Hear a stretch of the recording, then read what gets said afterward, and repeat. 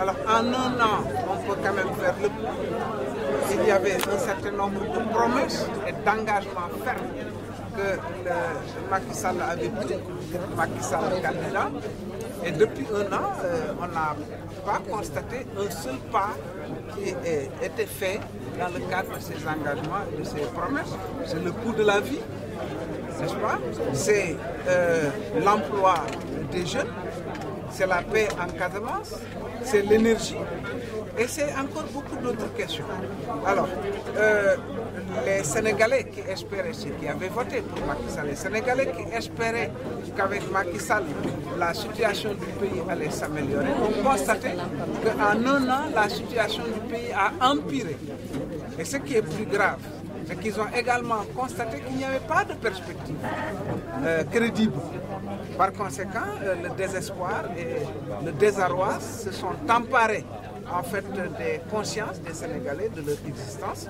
Et c'est la raison pour laquelle les partis que nous constituons aujourd'hui, les partis de l'opposition, nous avons estimé qu'il était de notre devoir de nous retrouver, de former un bloc, de nous entendre et de lancer un appel à l'ensemble des forces politiques, des organisations démocratiques, des citoyens de ce pays, pour que nous puissions nous retrouver et véritablement pour résoudre les problèmes et les préoccupations des Sénégalais. C'est ça qui explique aujourd'hui. Est-ce que vous pouvez revenir sur l'esprit de cette coalition? Vous dites qu'elle ne soutient aucun homme et elle parle jusqu'au... Mais je crois que la coalition a fait le bilan des coalitions antérieures. Regardez Benno Bokk Yakaar aujourd'hui.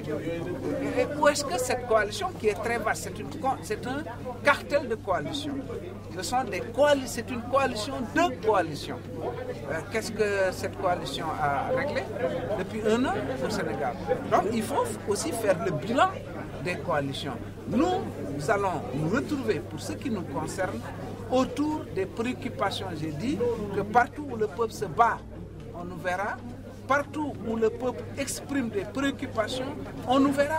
Que ce soit l'emploi des jeunes, que ce soit l'école, l'université, que ce soit les autres secteurs qui travaillent, les paysans, les pêcheurs, etc., etc., on nous trouvera partout, parce que finalement, la vocation de la politique, c'est d'être aux côtés du peuple. Ne pensez-vous pas que c'est un peu tôt? N'êtes-vous pas un peu sévère par rapport à juste une année?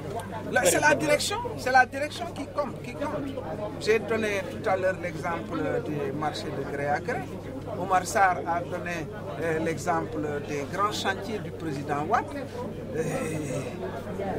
Sitor Ndour a donné des exemples. Vous-même, vous donnez des exemples. C'est-à-dire, chaque jour que Dieu fait, les Sénégalais constatent que les promesses de Macky Sall et ses engagements n'ont pas été respectés. Et ils constatent également, avec d'ailleurs amertume, qu'il n'y a pas de perspective. Donc, le plus important, les denrées de première nécessité, la vie continue de coûter cher.